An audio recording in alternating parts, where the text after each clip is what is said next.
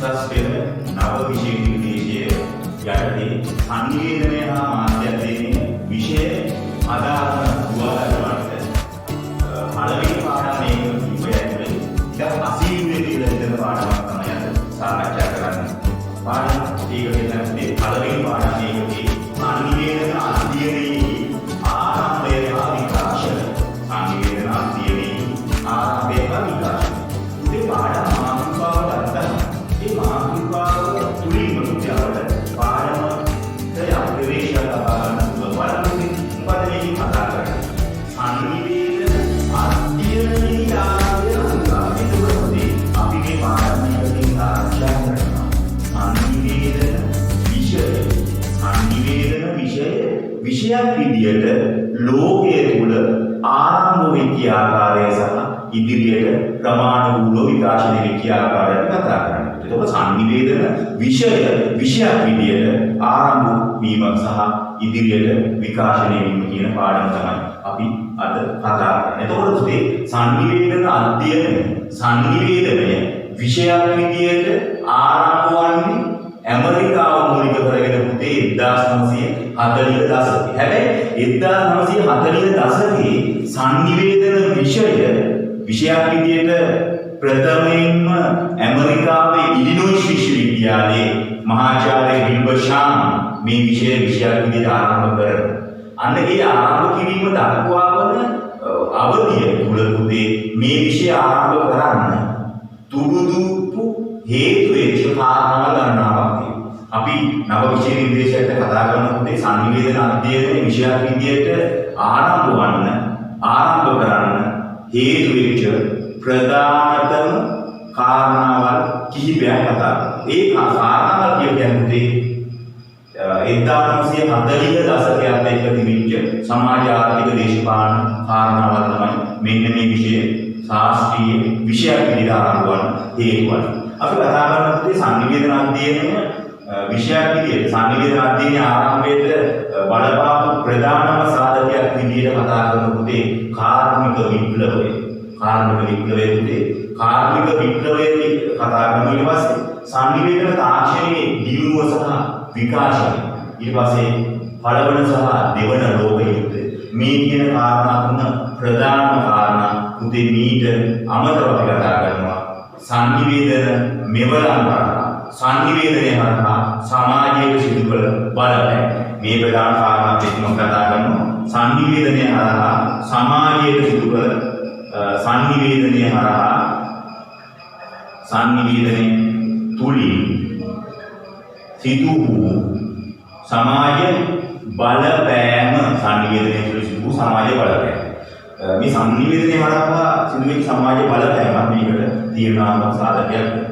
ඊළඟ කාරණා තමයි මේ කියන ප්‍රධාන සාධක වලට අමතරව තවත් කාරණාවක් ගණනාවක් තියෙනවා. අපුතේ කොහොම සරලව සංනිවේදන අධ්‍යයනයේ ආරම්භය ගැන කතා කරන්න උත්සාහ කරා. right දැන් බලමු කාර්මික විප්ලවය. මොකද මේ කාර්මික විප්ලවය කියන්නේ? කාර්මික විප්ලවය කියලා කියන්නේ පුතේ කාර්මික විප්ලවය කියලා බොහොම සරලව අපි අර්ථකථනය කරගන්නවා. බොහොම සරලව අර්ථකථනය කරගන්නවා පුතේ. ඒතේ මිනිසුන් තමන්ගේ අතින් නිෂ්පාදනය කරපු අතින් කරපු වැඩ වෙනුවට තාක්ෂණය භාවිත කරන්න උත්සාහ කරනවා. මේක 14 වන සියවසේ ඉඳන් වෙනකොට මෙන්න මේකට කියන කාර්මික විප්ලවය. මේ කාර්මික විප්ලවයේදී වෙන්නේ මිනිසුන්ගේ නිදහස් චින්තනයත් එක්ක මිනිසුන් මානව ශිෂ්ටාචාරය නව ඉදිරි පියවරකින් ඉස්සරහට ඒක තමයි මිනිස්සු අර අපි දන්නවා මේ අතින් විවිධාකාර නිෂ්පාදනය කරා අතින් කරපු දේවල් වෙනකොට තාක්ෂණය පාවිච්චි කරන්න උත්සාහ කරනවා.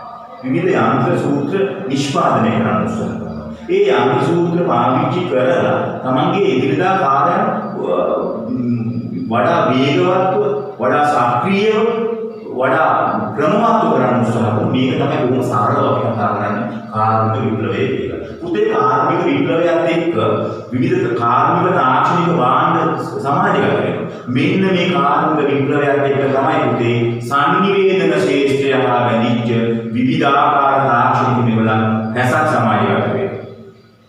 ගුවන් විදුලි, රූපවාහිනිය, ඊට පස්සේ මුද්‍රණ යන්ත්‍ර සොයා ගැනීමත් එක්ක මුද්‍රණ කර්මාන්තයේ අදාළව තාක්ෂණික සමාජගත වෙනවා. ඊට පස්සේ දුරකථන සංනිවේදන මේ ආදී විදිහේ සංනිවේදන ශ්‍රේෂ්ඨය පිළිබඳ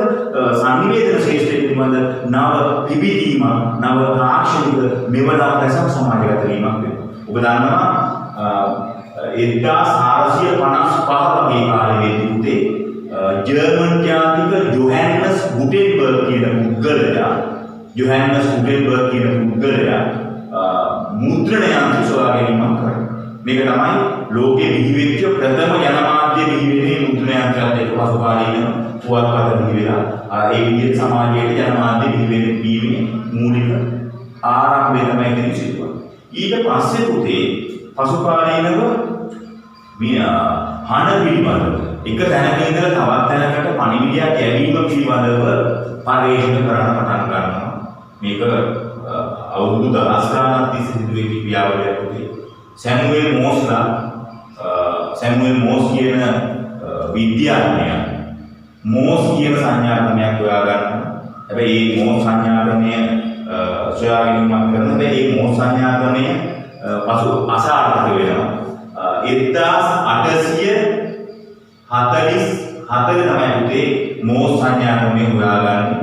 1844 මෝස් සංඥාක්‍රමය හොයාගන්නවා. හැබැයි ඒ මෝස් සංඥාක්‍රමය අසාර්ථකත්වයට පත් වෙනවා. ඊට පස්සේ ගුඩ්ලි එල්මෝ මාකෝනි කියන පුද්ගලයා විවිධ විද්‍යාත්මක රසායන පරීක්ෂණ වල ප්‍රතිඵලයක් විදිහට ගුවන් විදුලිය සොයා ගැනීම සිදු කරනවා. ඊට පස්සේ සිනමා පිළිබඳ ලෝකේ පරීක්ෂණ කරනවා. චලනචිත්‍රය පිළිබඳ එහි ප්‍රතිඵලයක් විදිහට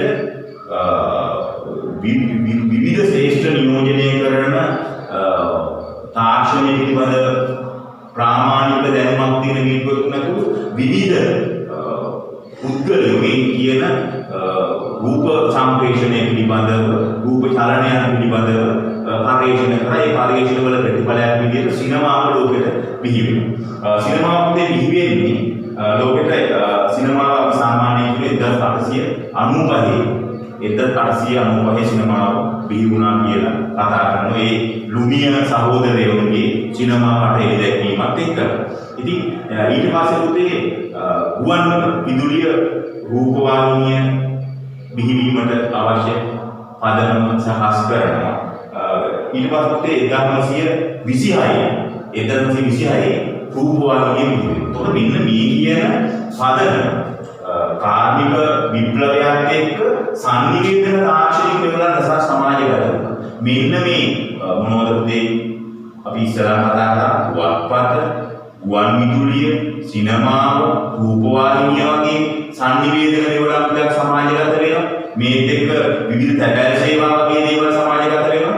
සංනිවේදන මෙවලම් රසක් එතෙන් මිනිසුන් තාක්ෂණය පාවිච්චි කරලා කරපු නැති සංනිවේදනයක් කාර්මික විප්ලවයත් එක්ක සමාජගත වෙන්න පටන් ගන්නවා. සමාජයේ නව පෙරලියක් මේ තාක්ෂණයත් එක්ක සංනිවේදනයත් එක්ක සිදු වෙනවා. ඊළඟ කාරණා තමයි මේ තාක්ෂණික දියුණුවත් එක්ක මිනිසුන් මේ සංනිවේදන මෙවලම් භාවිත කරන්න පටන් ගන්නවා.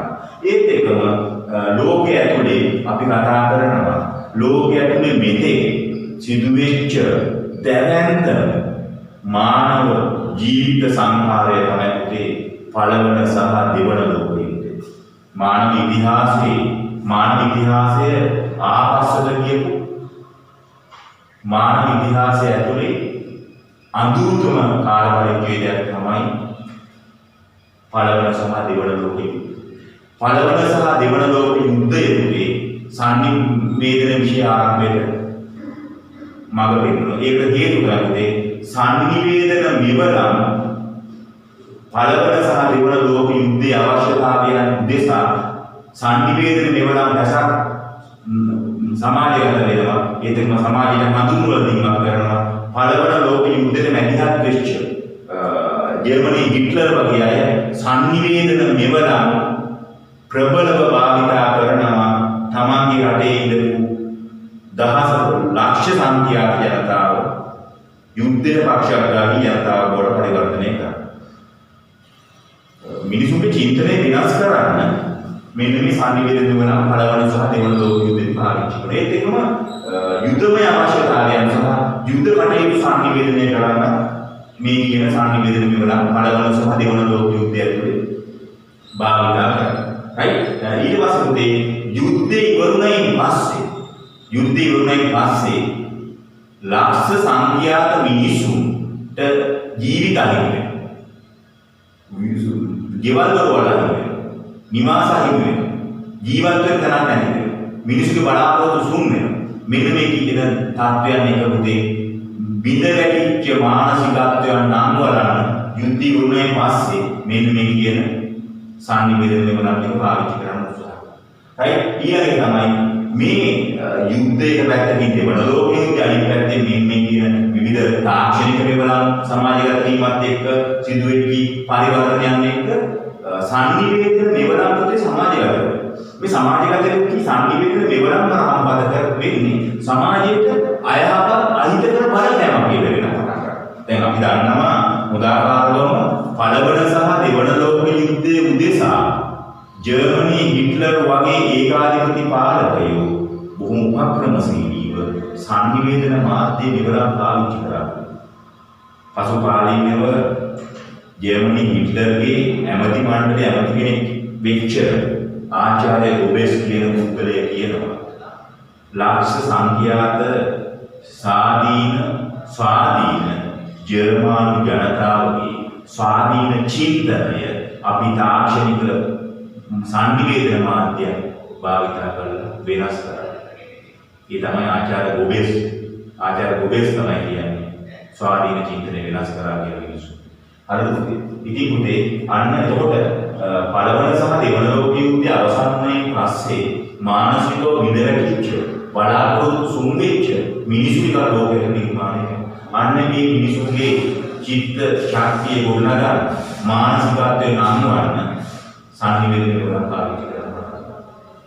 සංනිවේදනය වල යහපත් කාරණා නිසා සංනිවේදනය වල ඉතිරි පටන් ගන්නවා. ඒකෝටේ සංනිවේදන අධ්‍යයනය විෂයක් විදිහට ආරම්භ වන්න කොහොමද මේ සාධක හතර විතරක් බලන්නේ නෑ. මෙන්න මේ කියන සංනිවේදනය තුලින් සමාජයට ඇතිවෙච්ච බලපෑම පළවෙනි සහ දෙවන ලෝක යුද්ධයේදී සංනිවේදනය වල පාවිච්චි කළ මිනිසුන්ගේ චින්තනය යටහත් පහත් තත්ත්වයකට පත් කරගන්න.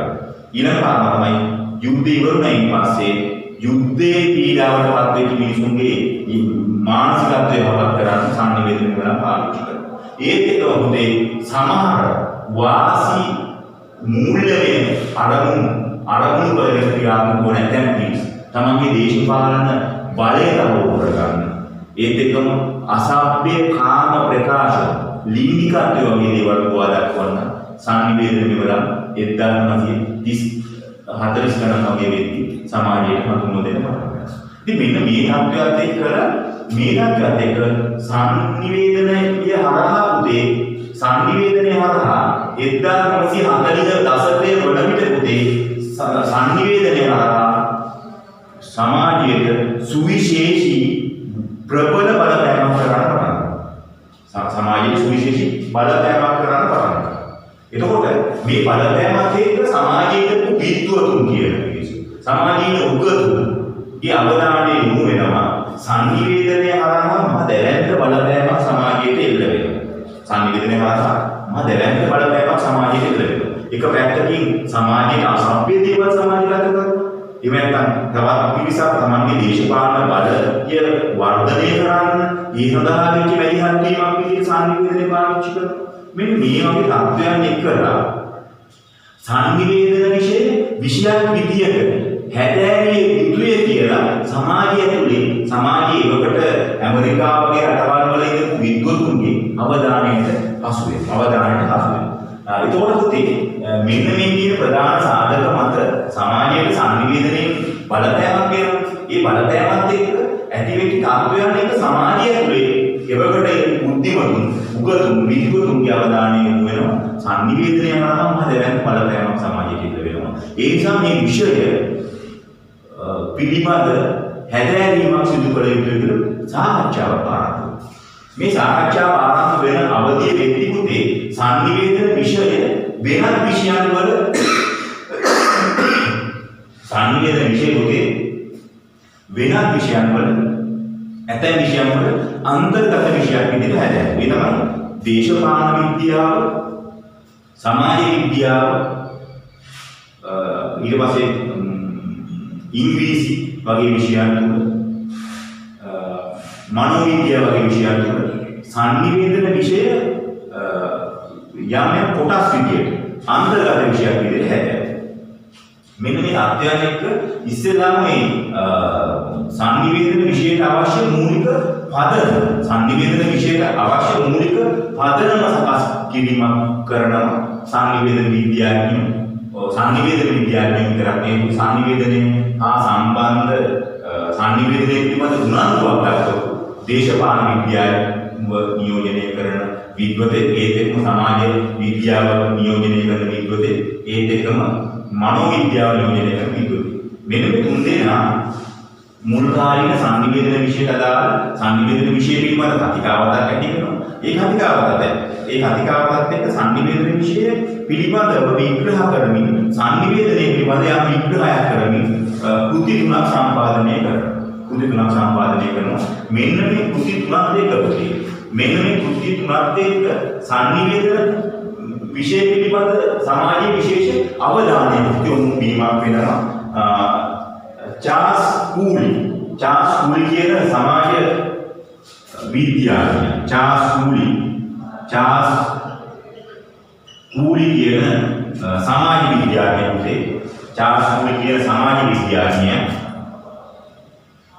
සමාජ විද්‍යාඥයා පොතක් ලියනොත් සමාජ සංවිධානය කියලා.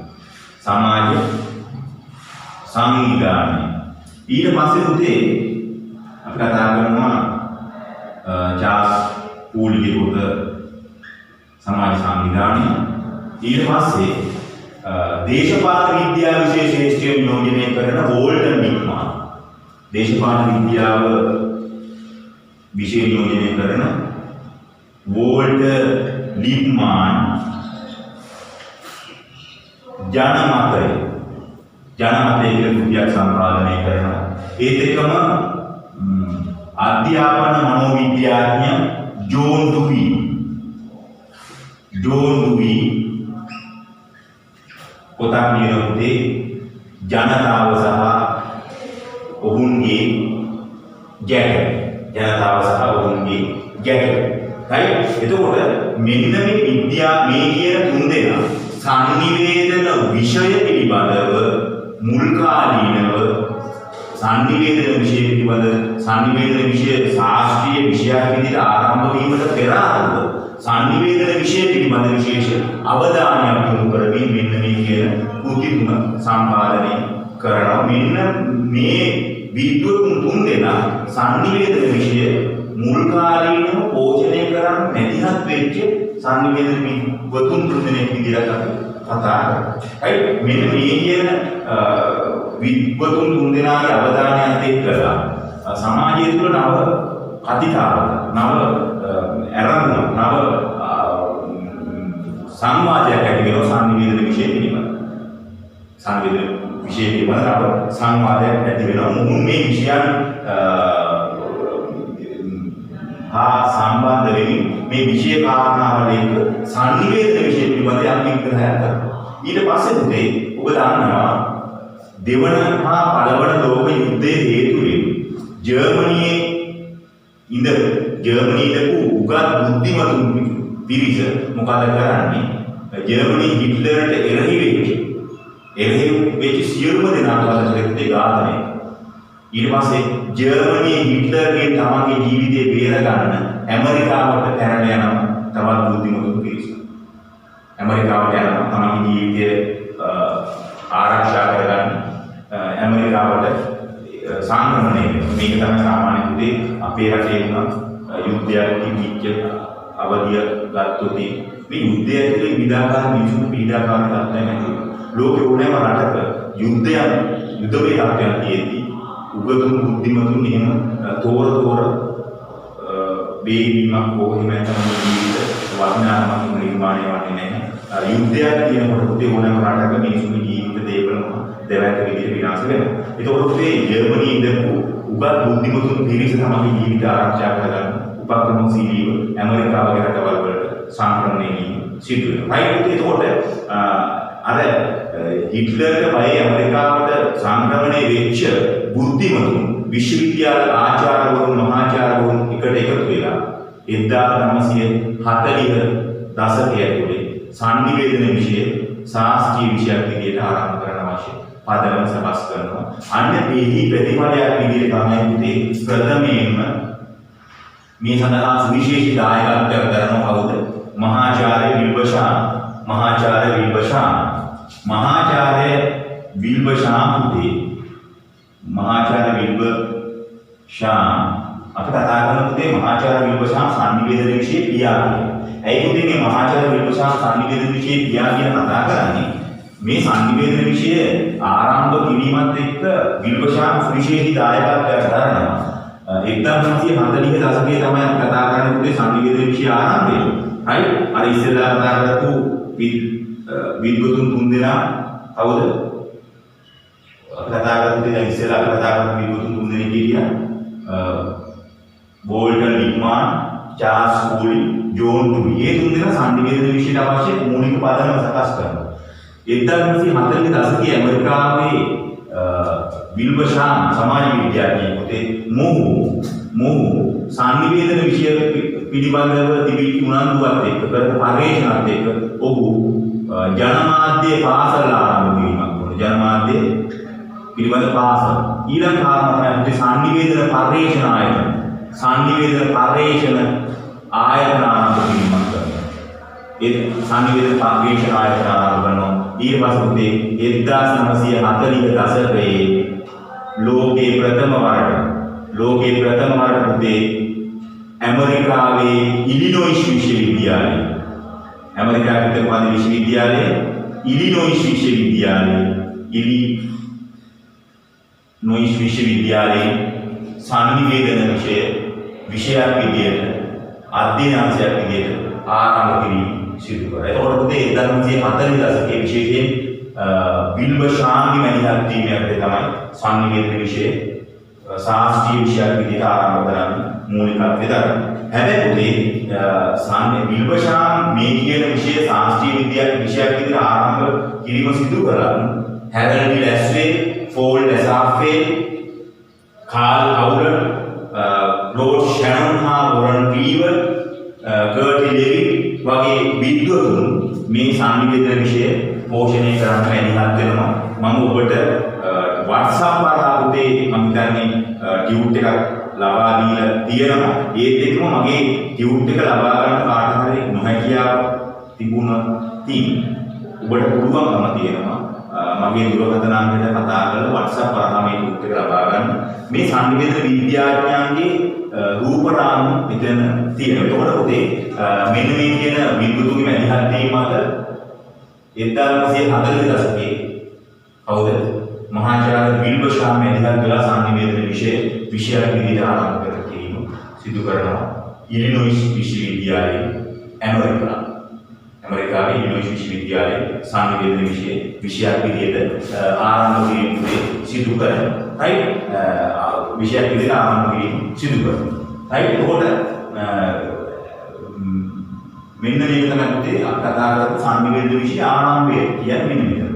ඒක සංනිවේදන විෂය ආරම්භය නැවත මතක් කරගොත් පුතේ සංනිවේදන විෂය ආරම්භය ගත්තාම සංනිවේදන විෂය ආරම්භයේ ප්‍රධාන වශයෙන් හේතු සාධක ගණනාවක් බලනවා.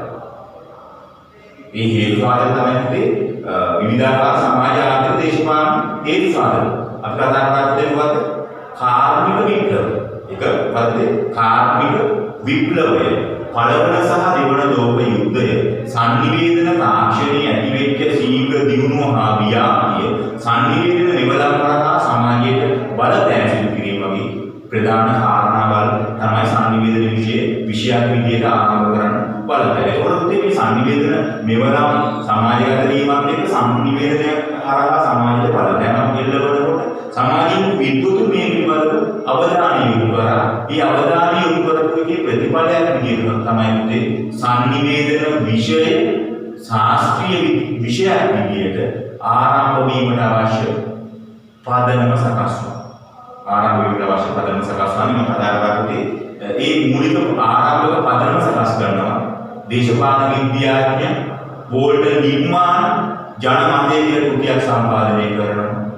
ඊට පස්සේ චාල්ස් කූලි සමාජ සංවිධානය කියන කෘතියක් සම්පාදනය කරනවා. අධ්‍යාපන මනෝවිද්‍යාඥ ජෝන් ඩුවි ජනතාව සහ ඔවුන්ගේ ගැටලු කියන කෘතියක් සම්පාදනය කරලා සංනිවේදන විෂයට අවශ්‍ය මූලික පදනම සංනිවේදනය පිළිබඳ ශාස්ත්‍රීය හැදෑරීමකට අවශ්‍ය මූලික පදනම සකස් කරනවා. ඉන් අනතුරුව පුතේ අර දෙවන ලෝක යුද්ධය හා පළවන ලෝක යුද්ධයේ හේතුවෙන් ඇමරිකාවට සංක්‍රමණය වෙච්ච විද්වතුන් බුද්ධිමතුන් සංනිවේදනය පිළිබඳ හොඳ අවධියකින් ඉඳපු හොඳ අවබෝධයකින් ඉඳපු බුද්ධිමතුන් ඇමරිකාව කේන්ද්‍ර කරගෙන සංනිවේදන විෂය පිළිබඳ පරීක්ෂණ කරනවා. එහි ප්‍රතිඵලයක් විදිහට තමයි 1940 දශකයේ ඇමරිකාවේ ඉලිනොයිස් විශ්වවිද්‍යාලයේ සංනිවේදන විෂය ශාස්ත්‍රීය විෂයක් විදිහට ආරම්භ කිරීම සිදු කරන්නේ. අන්න ඒ සඳහා තීරණාත්මක මැදිහත් වීම කරනවා මහාචාර්ය විල්බර් ෂා. අනේ නිසාවෙන් අපි කතා කරනවා සංනිවේදන විෂයේ සංනිවේදන අධ්‍යයනයේ පියා විදිහට මහාචාර්ය විල්බර් ෂා. ජනමාධ්‍ය පාසල් ආරම්භ කිරීම, සංනිවේදන පරීක්ෂණ ආයතන ආරම්භ කිරීම, සංනිවේදන විෂය ප්‍රථමයෙන් විශ්වවිද්‍යාල මට්ටමින් ආරම්භ කිරීම හා සංනිවේදන පිළිබඳව රූපවාහිනිය පිළිබඳ පරීක්ෂණ ගණනාවක් මහාචාර්ය විල්බර් ෂා සිදු කරා. අනේ නිසාවෙන් තමයි සංනිවේදන විෂය පියා විදිහට මහාචාර්ය විල්බර් ෂා සලකන අපි වෙනම අපි විල්බර් ෂා ගැන කතා කරනවා. හරිද? ඒක උඩ ඉන්න සංනිවේදන විෂය ශාස්ත්‍රීය විෂයක් විදිහට සංනිවේදන විෂය ශාස්ත්‍රීය විෂයක් විදිහට 1940 දශකයේ ආරම්භ කිරීම සිදු කරනවා.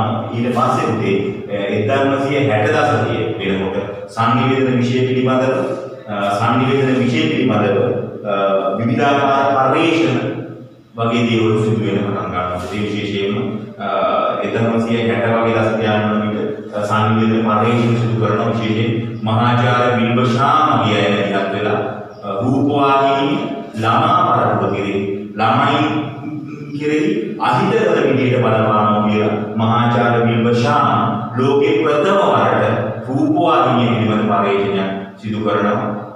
විල්බර් ෂා කියනවා දෙමව්පියන් සමග අඬදබර ඇති කර ගන්න දරුවෝ ඒ අඬදබර ඇති කරගත්තයින් පස්සේ ඇතිවන කනස්සල්ු සහගත ස්වභාවයන්ගෙන් මිදෙන්න රූපවාහිනිය වගේ දේවල් භාවිතා කරන්න පෙරමිලා කියන රූපවාහිනිය ළමයින්ට කොහොම අහිතකර විදියට බලපානවා කියලා 1960 දශකයේ සංනිවේදනයේ ලෝකයේ ඉස්සෙල්ලාම රූපවාහිනිය පිළිබඳ පරීක්ෂණයක් කරන්නේ 1960 දශකයේ පුතේ විල්බර් ෂා මහාචාර්ය විල්බර් ෂා පසුකාලීනව එම පරීක්ෂණයම පෙන්සිල්වේනියානු විශ්වවිද්‍යාල පරීක්ෂණ කණ්ඩායම විශ්වවිද්‍යාල ශිෂ්‍යයෝ එකට එකතු වෙලා පරීක්ෂණයක්.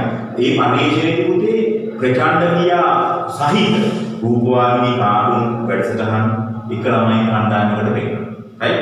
ඊට පස්සේ ප්‍රචණ්ඩ ක්‍රියා නැති ප්‍රචණ්ඩ ක්‍රියා සහිත වැඩසටහන් තවත් ළමයි කණ්ඩායමකට දෙන්නවා. අන්න එහෙම පෙන්නලා ඒ ඔස්සේ පරීක්ෂණයක් කරලා පෙන්සිල්වේනියානු විශ්වවිද්‍යාල පරීක්ෂණ කණ්ඩායම කියනවා ප්‍රචණ්ඩ ක්‍රියා සහිත වැඩසටහන් ආරම්භපු දරුවන්ගේ මානසිකත්වය වෙනස් වෙලා ඔවුන් ප්‍රචණ්ඩකාරී ක්‍රියාකාරීත්වයන් වලට යොමු වෙනවා කියලා ඔවුන් පරීක්ෂණාත්මක උපකරණ පෙන්නනවා. 1960 දශකයේ විල්බර් ෂා පරීක්ෂණ කරද්දී පසුකාලීන පෙන්සිල්වේනියා විශ්වවිද්‍යාල පරීක්ෂණ කණ්ඩායම මේ කියන විදිහට පරීක්ෂණයක් කරලා ඒ තහවුරු කිරීමක් කරනවා. අනේ එහෙම පුතේ ගත්තම සංනිවේදන විෂය ක්‍රමානුකූලව මොකද වෙන්නේ? විකාශනය වෙලා ඇවිල්ලා තියෙනවා. අද දක්වා පුතේ සංනිවේදන විෂය අද දක්වා පුතේ සංනිවේදන විෂය ක්‍රමානුකූලව මෙන්න මේ කියන ඓතිහාසික පදනම උසමයි ගමන් කරලා තියෙනකොට පුතේ සංනිවේදන විෂයේ ආරම්භයට ප්‍රධාන වශයෙන් බලපාපු සාධක අපි කතා කරා සාධක හතරක් කතා කරා. ප්‍රධාන වශයෙන් සාධක තුනක් ගන්න පුළුවන් නැත්නම් හතරක් ගන්න පුළුවන්. ප්‍රධාන වශයෙන් සාධක හතරක් කතා කරා. පළවෙනි මේ කාර්මික විප්ලවය, පළවන සහ දෙවන ලෝක යුද්ධය, සංනිවේදන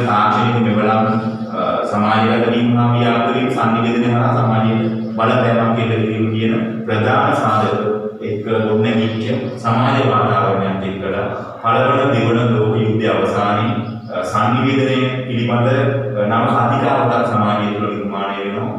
පළවන සහ දෙවන ලෝක යුද්ධයේ කාලෙකදී සංනිවේදනයේ යුද්ධයේ අවශ්‍යතාවය කතාවි කරනවා. යුද්ධය ඉවරුණයින් පස්සේ යුද්ධයෙන් මිදෙවටකි මානසිකත්වය ගොඩනගන්න සංනිවේදනය පාවිච්චි කරනවා. මේ අවධිය ඇතුළතදී සමාජීය විද්වතුන්ට අවබෝධ වෙනවා සංනිවේදනය හරහා සමාජයට අයහපත් අහිතකර බලපෑම් සිදු වෙනවා. අන්න ඒ නිසා සංනිවේදනය විෂයක් විදිහට හැදෑරිය යුතුයි කියලා ඒ වන විට තිබුණේ පුතේ දේශපාලන විද්‍යාව, සමාජ විද්‍යාව, මනෝවිද්‍යාව සහ ඉංග්‍රීසි කියන විෂයන් තුළ සංනිවේදන විෂයක් විදිහට නෙමෙයි පුතේ මේ අන්තර්ගත විෂයක් විදිහට හැදෑරුවා. අන්න ඒ විෂය පුතේ පසු කාලීන 1940 ඇමරිකාවේ මහාචාර්ය වික්‍රෂාන් මූලික වෙලා විෂයක් විදිහට ආරම්භ කරනවා.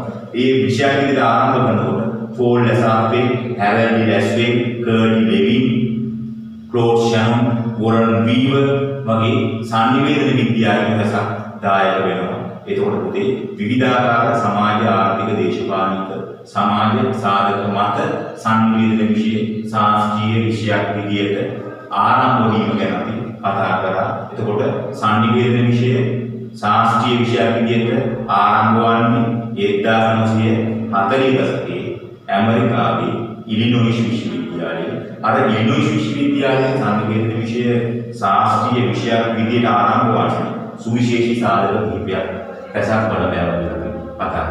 එනම් අපි නැවත සංනිවේදන විෂයේ අධ්‍යයනය කිරීම ශාස්ත්‍රීය විදිහට අධ්‍යයනය කිරීමේ වැදගත්කම.